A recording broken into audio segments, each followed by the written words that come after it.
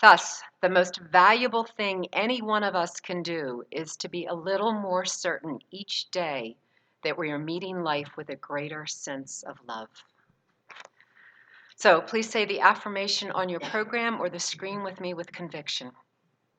Today, I accept change as part of the grand design which is therefore for me.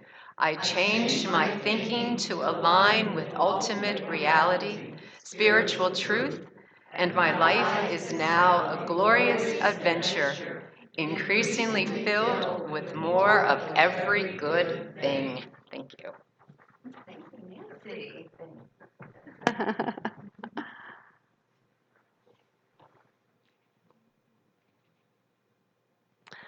So this month is about getting real. And I'm talking about real with a capital R, ultimate reality.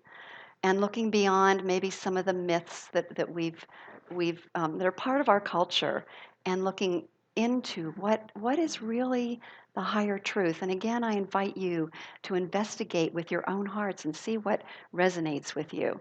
So last week, I invite you, if you haven't already, to listen to that message. Many of you know that it's already in the newsletter. If you get the newsletter, all you have to do is look, and there's a little button you can push, and you can listen to it. Or you can always buy a copy, a CD from Dan in the back. But, you know, a lot of us have had kind of a funky idea of life lessons, thinking there's some outside supreme being who's foisting these adverse conditions upon us, um, so that we can learn lessons. And in truth, if we understand the nature of the divine, infinite givingness, infinite love, the Spirit, the all that is, simply wants to move through us and as us more fully, to express more love, more peace, more joy. And so, what feels like life lessons, though, then, are those places where we're tight, where we're resistant to receiving and giving that love, that peace, that joy.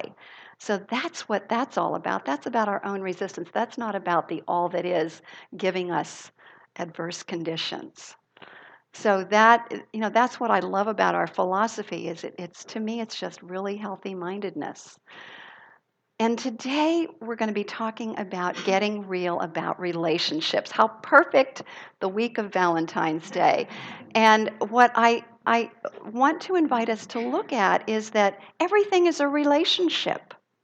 So we're going to be looking at what is the ultimate reality about all relationships, whether it's family, friends, our colleagues, our coworkers, those people who we come across when we're out shopping, when we get on the road, all of those drivers around us, we're in relationship with all of them. And first and foremost, and probably most important, is our relationship with ourself and the very divine essence of our being, the divine presence of God. Because we know when we go within, we make contact with the all that is. So those relationships are really crucial. And because relationship is the way we connect with one another, and that connecting that is healthiest is based in love instead of separation, instead of fear, I'm also going to be talking about real love. And I don't know how many of you have read the book by Greg Bear called Real Love, but it is a wonderful, wonderful book that describes this thing that we call real love, which he says is unconditional love. It's just another way of talking about unconditional love, which means when we care for the happiness of another without wanting something back from them, where we truly just want to give. We just care about the happiness of another. So as we're going through the three things that I'll be talking about in a moment, continue to think about them as real love in action. How do we bring this real love, this unconditional love, into action? So what I want to do is share with you um, a reading by Ernest Holmes that I think is really really beautiful. Again, he says, we can all live happily, harmoniously, and successfully with one another when each of us practices a conscious recognition of the presence of love within ourselves and within everyone. Think about that. If we could meet everyone in our lives with the idea that I am love and that person is love. And remember, we talked about there's either love or a call for love. So somebody may feel like they're in deficit of love. They don't have enough in that moment. So we just realize it's all about sharing love in one way or another, all of our interactions. And so he says we can overcome the troubles and difficulties when we remember that love is that creating and sustaining presence within all. So it's remembering, keeping our mind and our hearts open to the flow of love. Marianne Williamson, though, basically said there's more to it than just that understanding. She said, love takes more than crystals and rainbows. It takes discipline and practice. Love is an action. We may not feel loving, but we can make loving choices. So it takes discipline and practice. It's not just a sweet sentiment from a Hallmark card. It's a radical commitment to a different way of living. A radical commitment to a different way of living. And so she says it's a response to life that is completely at odds with most of the rest of the world. Because people are, even though there's a lot of love that is going on, there's also a lot of people that are more interested in what they can get than what they can give. And we may be in that place often. I mean, I think we all, because of our conditioning when we grew up, many of us were given conditional love. I love you when you behave, when you do this or do that, then I love you. So this unconditional love is something that's really deeper. It's about accepting people no matter what, loving them no matter what. So someone once said, love is not for lazy persons. To exist in its fullness, sometimes it demands very precise and strong gestures. So again, real love, unconditional caring for the happiness of another. And so when we give real love, and let me just refine it a little bit here. We are not disappointed, hurt, or angry even when people are thoughtless or considerate or give us nothing in return. I don't know about you, but I've sometimes found myself saying, well, I did all this and nobody's grateful. Why aren't people grateful? That's not unconditional love. I had to look at that in myself. That's not unconditional love. Unconditional love means I just give, and I don't care whether people are grateful or not. I'm giving because it's just a joy to give. So you can see this really is a discipline. This is a different way of doing things. And what I can tell you is that when we engage in real love in this way, we will be so much happier. So real love then, again, takes our relationships to a higher level. It takes it to a holier level, a level of wholeness. So let's look at the 3 gestures of real love. The first one is compassion. And I love what Charles Fillmore says about compassion. He says, a compassionate mind sees the error but does not condemn.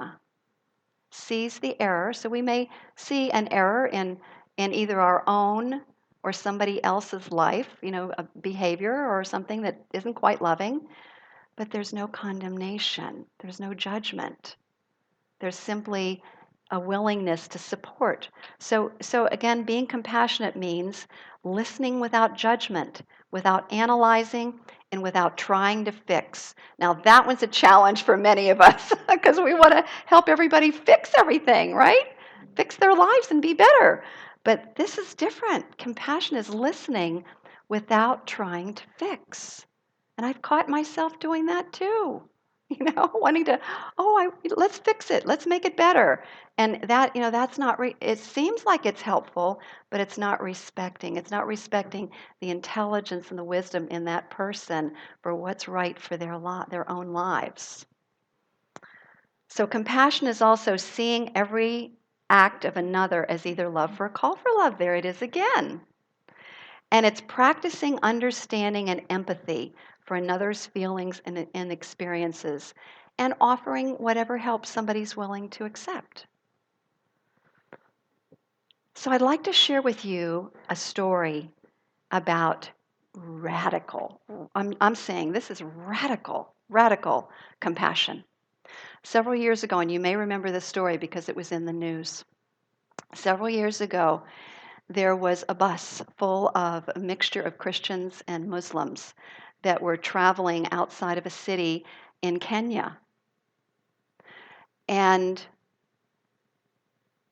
suddenly, 10 armed terrorists, militants, showed up, stopped the bus. They stopped the bus from going any further, and they ordered all of the Muslims to get off the bus, and actually all of them to get off the bus and to separate into Muslims and non-Muslims. And the people who were on the bus knew what that meant.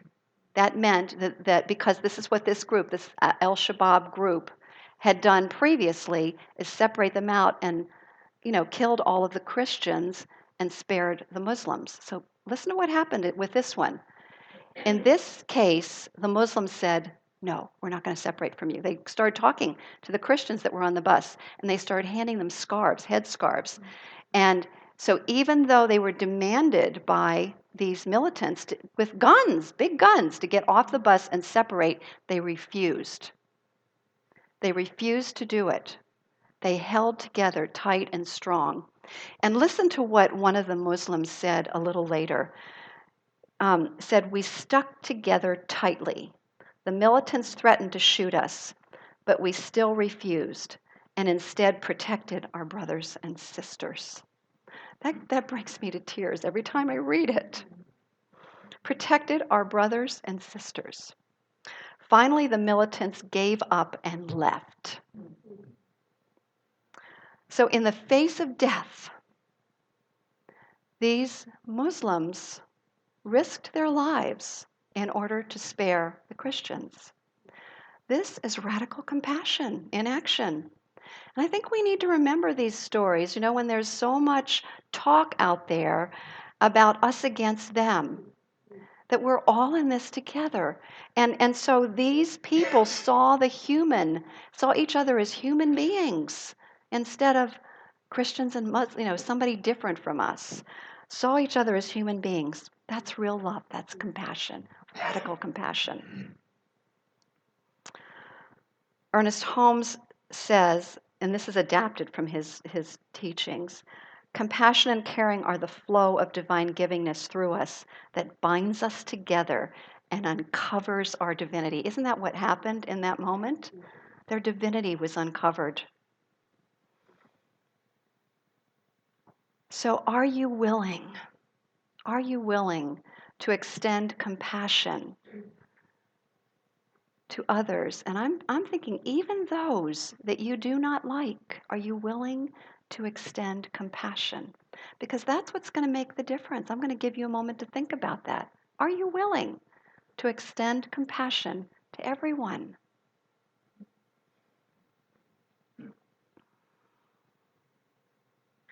So the next gesture of real love is kindness. And I love what the Dalai Lama says about this. He said, my religion is simple. My religion is kindness. My religion is kindness. So what if for the next 7 days, and that's what the little journal is that I put in your program, what if for the next 7 days, every single person in this room, I'm inviting all of us to make a really powerful difference this week by committing to 2 random acts of kindness every day for the next 7 days. What a great way to spend Valentine's week, right? 2 random acts of kindness. So one for a stranger and then one for someone that you know. So the one for a stranger, it can be anything, a kind word, a smile, a helping hand, giving an anonymous gift, picking up trash in someone's lawn, helping someone load their groceries in their car, paying for coffee for the person that's in front of you or the person that's behind you in line. And you know, and it can be something very simple. Dan and I took a hike a couple weeks ago, and we noticed there was trash all along the road. And so we hiked out. This was along the Brandywine, kind of north of Smith's Bridge. And when we turned around, I said, "Let's see if we can." I said, "I think I saw some bags, like people had put things in plastic bags and stuff. I think I saw some bags." I said, "Let's pick up the trash on our way back." So we had enough bags on the way back to just continue to load up all of the trash so that we left everything clean. It was such a great feeling to, just to do something to make a difference. So it can be little things like that, but they make such a huge difference. So who here is willing to do that? 2 random acts of kindness every day for the next 7 days. All right. Lovely. You're on. And you know what? I would love to hear from you the results so that we can put it in the newsletter or so that I can include it in my message. I would love to hear the results of some of the things that you do. All right, so for the last one, the final one is authenticity. The final act of real love, being authentic. So, what does being authentic mean? It means being real about who you are in truth. That means not only the strengths that you have and your spiritual truth that you stand in, it also means a willingness to be truthful about our shortcomings, our flaws and our mistakes, being willing to be vulnerable. And I have a story that I'd like to share with you that I think illustrates this so beautifully. It's a story in Greg Bear's book that's called The Wart King and the Wise Man. So once upon a time, there was a beautiful kingdom, but the king, the people were generally very happy, but the prince had a lot of warts on his face. And what he did was, when he'd go out in public, people would tease him and laugh at him. So he began to isolate himself in his room, and he stayed in his room. He hid there for many, many years, and he became very, very unhappy. So one day the king passed on, and this young man became the king. He became the king. And so what he decided to do was decree that anybody who teased him or laughed at him would be put to death. That was his way of handling it. But he still found himself most of the time isolated in his room. And when he'd go out, he'd put a cloth bag over his head, with just a couple little eye holes so that he wouldn't, well, I'm sure he drew a lot of attention, but so, in fact, that might even be funnier now that I think about it.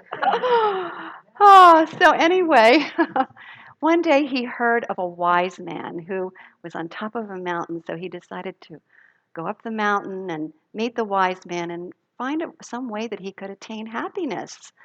And so he walks up, he has his cloth bag on his head, sees the wise man sitting under a tree, and takes off the cloth bag. And the wise man said, "Oh, you have warts on your face." But he says it with a very kind voice. And the king, horrified, puts the bag back on his head and starts charging down the mountain and yells at him, "I'll have you killed for that."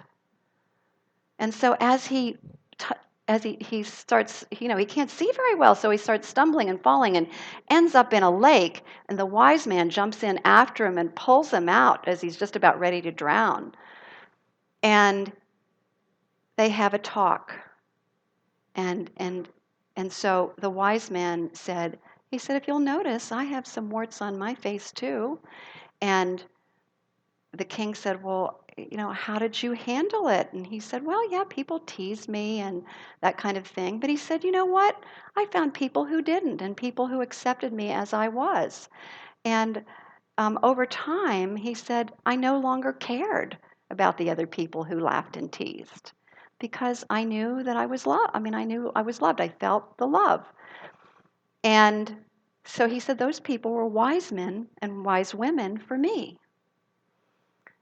So as he began to talk with him, he said, I encourage you to take that cloth off your head, go back into your kingdom, and look for wise men and wise women who will accept you as you are. And he said, after a while, you're not going to even care about those other people who laugh. In fact, when you don't care, then they tend to usually give up and not do it anymore. And so he did that, and it made all the difference. So how do we apply this to our own lives? How are we, and this may not be about physical things that we're hiding. This might be about what Greg Bear calls our getting and protecting behaviors, which come from imitation love, not real love. The things that we do to try to get other people to love us, rather than to give love. It's about getting. Or the things that we do to avoid being hurt, like isolating or whatever that we do in that way. So as we're honest with these getting and protecting behaviors with wise men and women, and we may not know whether they're wise men and women, but we just kind of get a sense of it and let people know and say, I notice I'm getting into a lot of getting and protecting behaviors, or you can even describe what they are, and then notice the response. Is there love? Is there non-judgment? Is there a willingness to support you even in your your difficulties or your human frailties? Then and only then are you going to experience unconditional love. Because remember, unconditional love means love without conditions. As long as we present only our good face to the world and we feel empty and afraid inside, we're not going to know what unconditional love is. People can be giving it to us and we won't feel it until we're willing to be vulnerable. So that's authenticity. So these three acts of real love then are compassion, kindness, and authenticity. And they help us to form then real, genuine relationships. And we can be wise men and women for each other. There are times, even if we've developed ourselves to a certain extent, where we can be a wise man or woman for another. We all have moments when we're not there. And that's why it's important to connect with others who can be that for us and with us. That's the beauty of spiritual community, is we can be the wise men and women for each other as we work through our challenges and as we become more of the real love that we are in truth. So remember, all of these things apply to ourselves too. We have to give compassion to ourselves, which means even when we're unskillful in relating to others, even when we're not kind and compassionate with others, even when we get into getting and protecting behaviors, have compassion for ourselves. It's just part of the journey is being willing to recognize that. So I invite you to just say after me, I choose to have compassion for myself. I choose to have compassion for myself. As well as for others. As well as for others. And the thing is it's easier to grow, expand, and unfold when we come from a place of self-acceptance. It's hard to grow when we're constantly criticizing ourselves. So acceptance is the first step. Self-acceptance, acceptance of others. Kindness for ourselves. This is a repeat for many of us who've been here for a while, but it's about engaging in radical self-care, particularly of our bodies. That's one of the things that in this culture sometimes we neglect. Radical care of our bodies, getting enough sleep, eating the right foods, getting some sunlight, exercise, all of those things, because this body is the temple of the Spirit. It's so important that we practice good self-care. Authenticity with ourselves. This again is to admit our shortcomings in order to grow. I'm repeating what I've already said, but just to emphasize it. And it's also admitting that we are made in the likeness and image of God and we're whole, perfect, and complete. It's both. It's kind of a paradox, isn't it?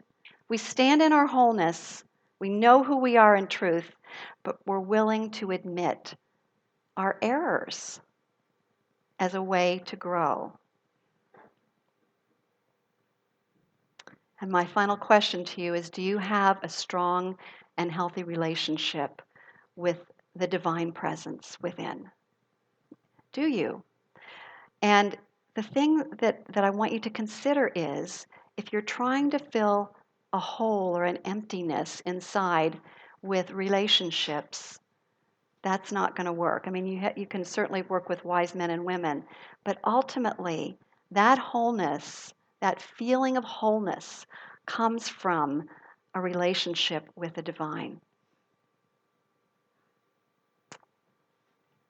All right, so let's breathe into that. So again, what we really want, what all of us really want, is real love. To receive it, to give it. And only real love, unconditional love, heals. And it heals anything on all levels. So let's accept it. Let's give it to the very best of our ability. And what a great week to do this, Valentine's week. And so just repeat with me, and so it is. All right.